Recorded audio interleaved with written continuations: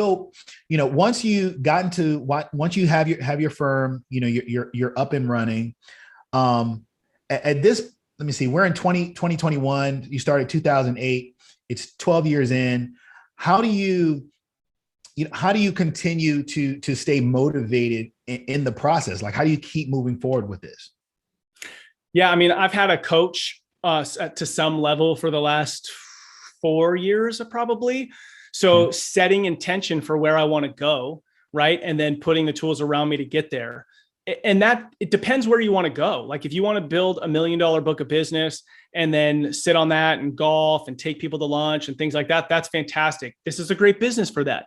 If you're wanting a different level of freedom or you want to start other businesses, then you've got to eventually make a shift, which is what I'm making now, is shifting from having a business that I'm a glorified employee at, right? A sole proprietorship, to owning a business, which is I could walk away from this thing and it's going to run on its own. Now that's the shift that I'm personally making because I want to own a business. I don't want to have a business that owns me. Both are good. You just got to know which one you want, right? And so what I do is once a year, I take 2 days and I go reflect on the last year and I make decisions about where I want to go this next year. And I've done that for about 6 years, which helps me to know, you've got to get out of your day to day to ask yourself, hey, how am I doing? Where am I going? What works? And so that's been really critical for me. And if you make a habit of, setting time aside with yourself to reflect, then you will kind of get those path marks that you're heading towards. Absolutely. That makes sense. Yeah, no, it makes perfect sense. You're taking some time to, one, get into a quiet space so you can focus. You can program your subconscious mind on what you want to accomplish in that time frame. But it also gives you the clarity to set your goals and know exactly, the steps you need to take in order to get there. Is that kind of that process? Yep, exactly. Oh, it's awesome, man. So let's talk about, some of these other businesses. You've achieved, quite a bit of success, with your agency. You've built a book. You guys have been successful there.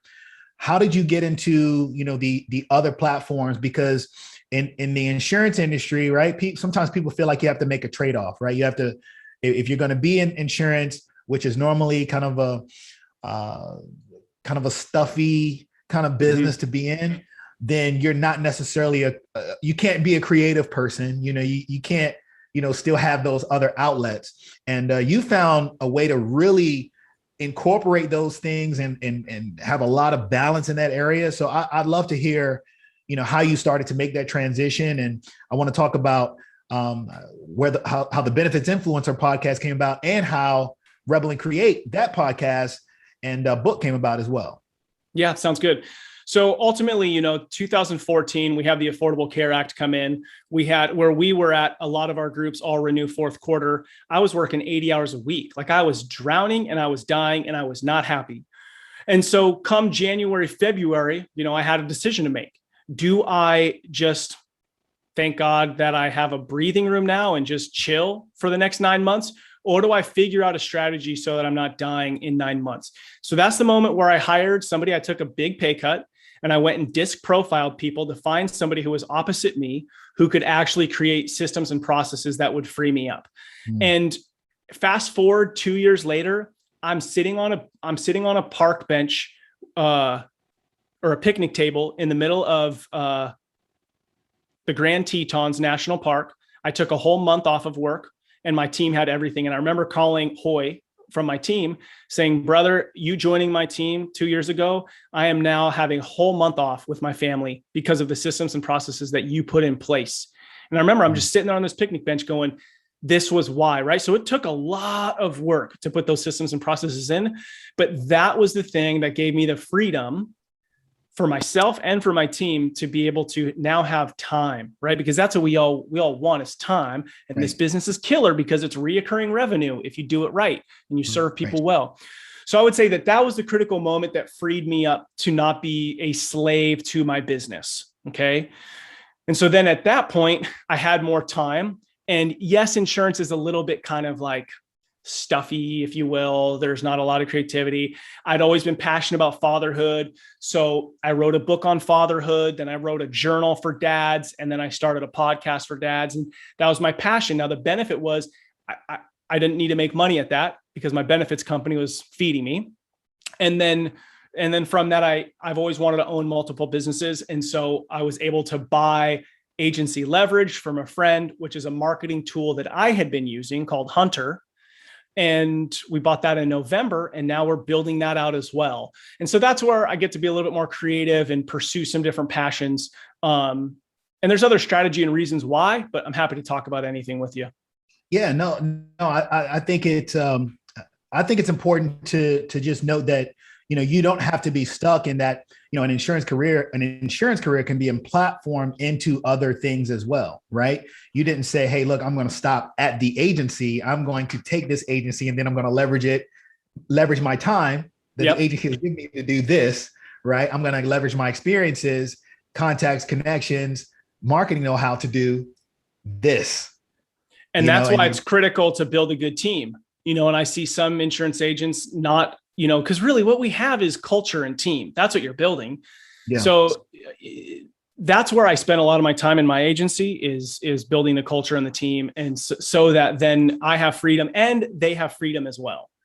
Yeah, absolutely.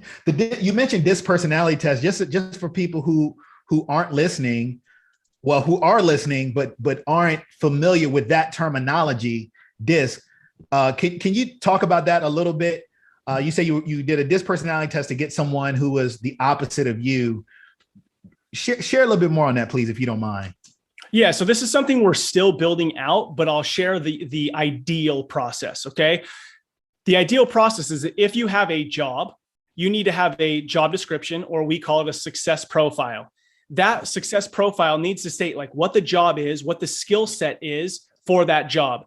So then what we do is, if you want to join our team, first thing we do is we give you a book called Big Five for Life by John Strzelecki. I've given out over 300 copies already, not for people who want to work here, but just like in general. I got you. So step one, somebody's got to read that book and come to us and say, because at the end of the book, what's your purpose for existing and what are the 5 things that you are about? So this helps a ton. So just in this year, I've had 2 people who wanted to work for our team come to us. And one of their big 5 was be CEO of a company. Well, then there's no reason for you to be here. Go do that somewhere else. So it was easy for us to come alongside and say, hey, we don't want to steal your life or your dreams, but that's not an option here. Another person, their eventual goal was to be an attorney. So we're like, why aren't you pursuing that now? Go pursue that, right? So that was a great way for somebody to read a book, come back and go, okay, our values and direction don't line up. So once that's done, then we do a DISC profile. The DISC profile you can put in against the job description or success profile to say, does your personality meet with the job that we need you to do? Yeah. If it doesn't, then again, we're stealing your life, right? Because people work 40 hours a week for your company. That's a huge portion of their life. It is. So if you can find what matters to their heart, to their soul, to their character, their personality, and you can provide that at their job, then they're not showing up just like drained and hate their job. So those are 2 tools that we use to help make sure we're bringing on the right people for the role that they're going to play at Team Eureka. Yes. And the DISC, those personality tests, for those that are listening, they're good. They're good to take. You can find out, some pretty insightful things even about yourself, as well as, people who are around you that, might be interested in taking one as well. So I'm thinking of the acronyms. You have the dominance, influence, steadiness, and conscientiousness for those tests. So just in case you aren't familiar with the DISC test, there are some resources out there where you can, take one, and maybe you can even find out a little bit about yourself. This is an industry where, people come from all different types of backgrounds and a variety of personality types, but you can certainly get an understanding for how you might fare in this kind of environment, by taking those assessments.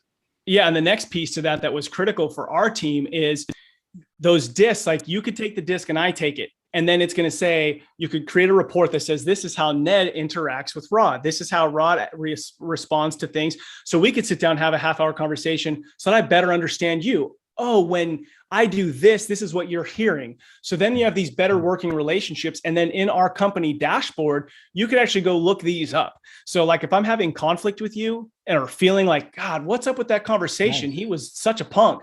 And I go read, I'm like, oh, I see from his, he's way on this side of the disc profile that now I get it. He didn't mean that. So it provides us to have better communication as a team. Wow.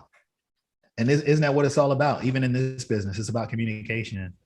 That's the thing is, at the end of the day, for a long time, I felt like, man, insurance is not like, I thought I'd be a pro surfer or something cool. Right.